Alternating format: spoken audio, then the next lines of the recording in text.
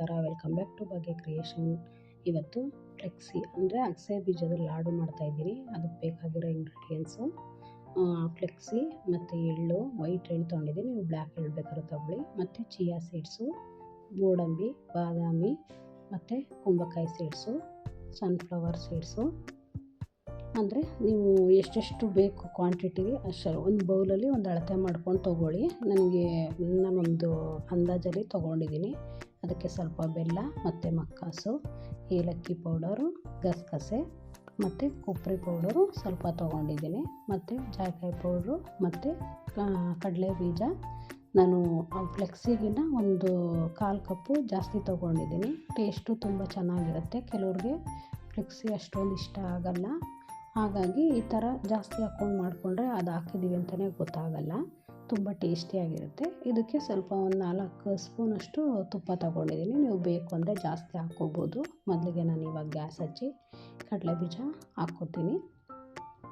ಅಂದರೆ ನಾವು ಇವಾಗ ಉರಿವಾಗ ಒಂದು ಮೀಡಿಯಮ್ಮು ಫ್ಲೋಲ್ಲಿ ಇಟ್ಕೊಂಡೆ ನಾವು ಎಲ್ಲ ಇದನ್ನು ಸಿಡಿಸ್ದು ಹುರ್ಕೋಬೇಕು.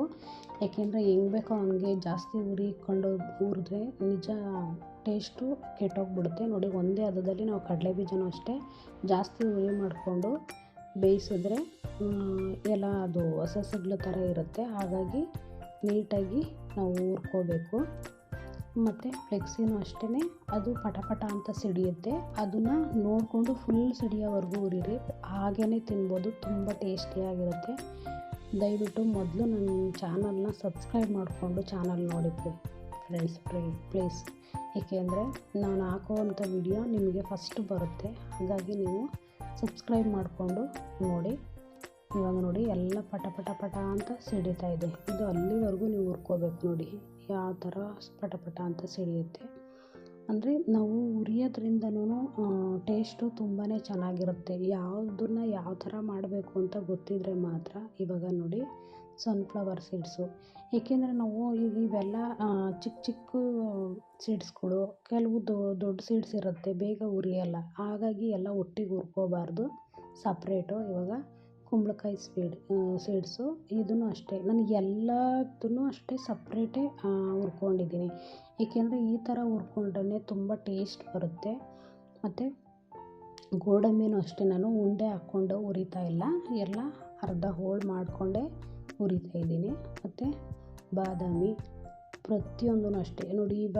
ಇವೆಲ್ಲ ಬೇಗ ಉರಿಯೋಲ್ಲ, ಬೇಗ ಉರಿಯೋದು ಹುರಿದೋಗ್ಬಿಡುತ್ತೆ. ಮತ್ತು ಮಕ್ಕಾಸು ಅಷ್ಟೇ, ನಿಮಗೆ ಆಪ್ಷನ್ಸು ಇಷ್ಟೆಲ್ಲ ಇಂಗ್ರೀಡಿಯೆಂಟ್ಸ್ ಇಲ್ಲ ಅಂದರೆ ನೀವು ಫ್ಲೆಕ್ಸಿ, ಕಡಲೆ ಬೀಜ, ಸ್ವಲ್ಪ ಕೊಬ್ಬರಿ, ಎಳ್ಳು, ಗಸಗಸೆ ಇಷ್ಟು ಹಾಕ್ಕೊಂಡ್ರೂ ಅದು ಚೆನ್ನಾಗಿರುತ್ತೆ. ಇವಾಗ ನೋಡಿ ವೈಟ್ ಎಳ್ಳು ತೊಗೊಂಡಿದ್ದೀನಿ. ನೀವು ಬೇಕು ಅಂದರೆ ಬ್ಲ್ಯಾಕ್ ಎಳ್ಳು ಬರುತ್ತಲ್ಲ, ಅದನ್ನು ಬೇಕಾದ್ರೂ ಹಾಕ್ಕೋಬೋದು, ತುಂಬಾ ಟೇಸ್ಟಿಯಾಗಿರುತ್ತೆ. ಮತ್ತು ಚಿಯಾ ಸೀಡ್ಸು ಇವಾಗೆಲ್ಲ ಸ್ಟೋರ್ಗಳಲ್ಲೂ ಸಿಗುತ್ತೆ. ನೀವು ಬೇಕು ಅಂದರೆ ಹಾಕ್ಕೊಳ್ಳಿ, ಇಲ್ಲ ಅಂದರೆ ಸ್ಕಿಪ್ ಮಾಡ್ಕೋಬೋದು. ಮತ್ತು ಎಲ್ಲ ಡ್ರೈ ಫ್ರೂಟ್ಸ್ಗಳು ಅಂದಮೇಲೆ ಆರೋಗ್ಯಕ್ಕೆ ತುಂಬಾ ಒಳ್ಳೆಯದು. ಮಕ್ಕಳಿಗಂತೂ ನಿಜ ಕೊಡಲೇಬೇಕು, ಅವು ತಿನ್ನಲ್ಲ ಹಾಗೇ. ಹಾಗಾಗಿ ನಾವು ಈ ಥರ ಮಾಡಿಕೊಟ್ರೆ ಎಲ್ಲ ಆರಾಮಾಗಿ ತಿಂತವೆ. ಗಸಗಸೆ ಮತ್ತು ಇದು ಹೇರ್ ಗ್ರೋತ್ಗೆಲ್ಲ ತುಂಬಾ ಒಳ್ಳೆಯದು. ಹಾಗಾಗಿ ನಾವು ಈ ಥರ ಒಂದೊಂದು ಟೈಮು ಮಾಡಿಕೊಂಡು ತಿಂತಾ ಇರಬೇಕು. ಮತ್ತು ವಯಸ್ಸಾದವ್ರಿಗೂ ಅಷ್ಟೇ, ತುಂಬ ಮೂಳೆ ಸೌತ, ಮಂಡಿ ನೋವು ಅದು ಇದು ಅಂತಾರೆ. ಈ ಥರ ಎಲ್ಲ ಮಾಡಿಕೊಟ್ರೆ ಅವ್ರಿಗೂ ಖುಷಿಯಾಗಿರುತ್ತೆ, ತಿಂತಾರೆ, ಹೆಲ್ದಿಯಾಗಿರ್ತಾರೆ. ಮತ್ತು ಕೊಬ್ಬರಿ ಪುಡಿ, ಅದನ್ನು ಅಷ್ಟೇ ಸ್ವಲ್ಪ ತವ ಮೇಲೆ ಹಂಗೆ ಹಾಕಿ ಬಿಟ್ಟಿದ್ದೀನಿ. ಯಾಕೆಂದರೆ ಸ್ವಲ್ಪ ಇದಾಗುತ್ತೆ, ಡ್ರೈ ಆಗುತ್ತೆ. ಮತ್ತು ನೋಡಿ ಕಡಲೆ ಬೀಜ ಇದೆಯಲ್ಲ, ಅದನ್ನು ಸ್ವಲ್ಪ ನಾವು ತರಿಯಾಗಿ ಪುಡಿ ಮಾಡ್ಕೋಬೇಕು. ನೋಡಿ ಹುರಿದಿರೋದಕ್ಕೆ ಕಲರೇ ಚೇಂಜ್ ಆಗಿದೆ ಹಾಗೆ. ಮತ್ತು ಫ್ಲೆಕ್ಸಿ ಸೀಡ್ಸು ಅದನ್ನು ಅಷ್ಟೇ ಎಲ್ಲ ಒಂದು ತರಿಯಾಗೆ ರುಬ್ಕೋಬೇಕು. ನೋಡಿ ಗೋಡಂಬಿ ಮತ್ತು ಸನ್ಫ್ಲವರ್ ಸೀಡ್ಸು, ಬಾದಾಮಿ ಸಪ್ರೇಟ್ ಮಾಡಿಕೊಂಡೆ. ಮತ್ತು ಅದನ್ನು ಅಷ್ಟೇ ಈ ಥರನೇ ಮಾಡ್ಕೊಂಡು ಎಲ್ಲ ಪ್ರತಿಯೊಂದು ನಾನು ಸಪ್ರೇಟೇ ಪುಡಿ ಮಾಡ್ಕೊಂಡಿದ್ದೀನಿ. ಏಕೆಂದರೆ ನೋಡಿ ಇದು ಮಾತ್ರ ಎಲ್ಲ ಒಟ್ಟಿಗೆ ಹಾಕ್ಕೊಂಡಿದ್ದೀನಿ, ಗಸಗಸೆ, ಎಳ್ಳು, ಚಿಯಾ ಸೀಡ್ಸು. ಏಕೆಂದರೆ ಅವೆಲ್ಲ ಸ್ಮಾಲ್ ಸೀಡ್ಸು, ಬೇಗ ಪುಡಿ ಆಗುತ್ತೆ ಅನ್ನೋ ಕಾರಣಕ್ಕೆ. ಇವಾಗ ಎಲ್ಲದನ್ನು ನಾವು ಒಂದು ಪಾತ್ರೆಗೆ ಹಾಕ್ಕೊಂಡಿದ್ದೀನಿ. ಇವಾಗ ಅದಕ್ಕೆ ಜಾಯಿಕಾಯಿ ಪೌಡ್ರು ಹಾಕ್ಕೋತಾ ಇದ್ದೀನಿ. ಅಂದರೆ ನಿಮಗೆ ಇದ್ದರೆ ಹಾಕ್ಕೊಳ್ಳಿ, ಇಲ್ಲ ಅಂದರೆ ನೀವು ಏಲಕ್ಕಿ ಪುಡಿ ಒಂದು ಹಾಕ್ಕೊಂಡ್ರು ಆಯಿತು. ನಾನು ಏಲಕ್ಕಿ ಪುಡಿ ಹಾಕ್ಕೊಂಡಿದ್ದೀನಿ. ಇವಾಗ ನಾವು ಹುರಿದಿಟ್ಟಿದ್ದಂಥ ಕೊಬ್ಬರಿನೂ ಇವಾಗ ಅದನ್ನೇನು ಬ್ಲೆಂಡ್ ಮಾಡೋ ಅವಶ್ಯಕತೆ ಇಲ್ಲ, ಮುಂಚೆನೇ ಬ್ಲೆಂಡ್ ಮಾಡಿದ್ದೆ, ಹಾಗಾಗಿ ಅದನ್ನು ಹಾಕ್ಕೊಳ್ಳಿ.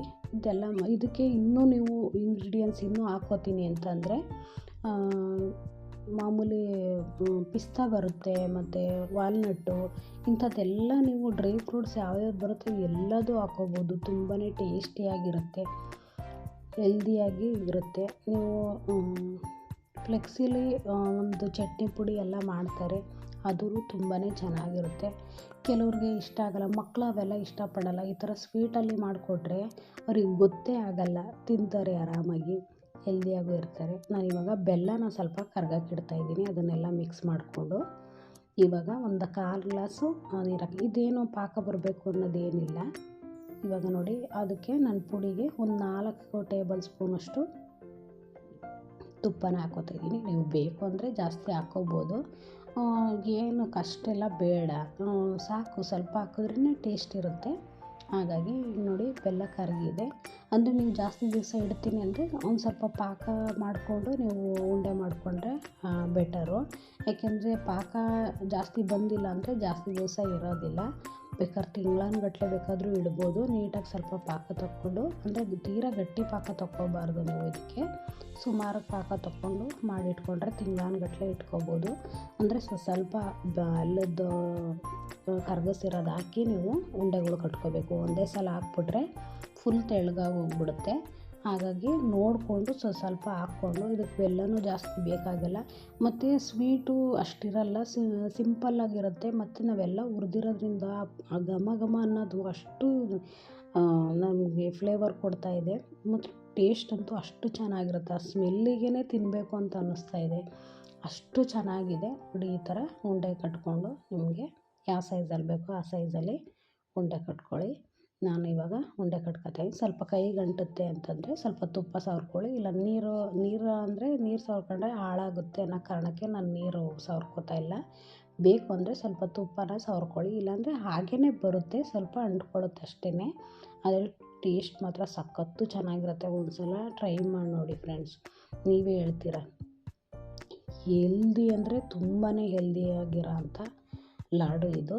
ಏಕೆಂದರೆ ಹೇರ್ ಗ್ರೋತ್ಗೆ ಒಂದು ಪ್ರತಿಯೊಂದಕ್ಕೂ ಒಳ್ಳೆಯದೇನೆ. ಈ ಥರ ಇವಾಗಿನ ಫುಡ್ಡಲ್ಲಿ ಏನಿಲ್ಲ ಅಂತಾರೆ, ಈ ಥರ ಡ್ರೈ ಫ್ರೂಟ್ಸ್ ಏನಾದರೂ ಮಾಡ್ಕೊಂಡು ಆಗಾಗ್ಗೆ ತಿಂತಾಯಿದ್ರೆ ನಮಗೆ ಒಳ್ಳೆಯದು ಆರೋಗ್ಯಕ್ಕೆ. ಮಕ್ಕಳಿಗಂತೂ ತುಂಬಾ ಖುಷಿಪಟ್ಟು ತಿಂತಾರೆ. ದಯವಿಟ್ಟು ಮಕ್ಕಳಿಗೆ ಮಾಡಿಕೊಡಿ, ಯಾಕೆಂದರೆ ಅವಕ್ಕೆ ಈ ಥರದ್ದು ಒಂದು ಲಾಡು ತಿಂದ್ರೂ ಊಟ ತಿಂಡಿನೇ ಬೇಡ ಆ ಥರ ಇರ್ತಾರೆ. ಹೀಗೆ ನಮ್ಮ ಚಾನಲ್ನ ನೋಡ್ತಾಯಿರಿ, ಸಪೋರ್ಟ್ ಮಾಡಿ, ಸಬ್ಸ್ಕ್ರೈಬ್ ಮಾಡ್ಕೊಳ್ಳಿ, ಶೇರ್ ಮಾಡಿ, ಕಮೆಂಟ್ ಮಾಡಿ. Thank you.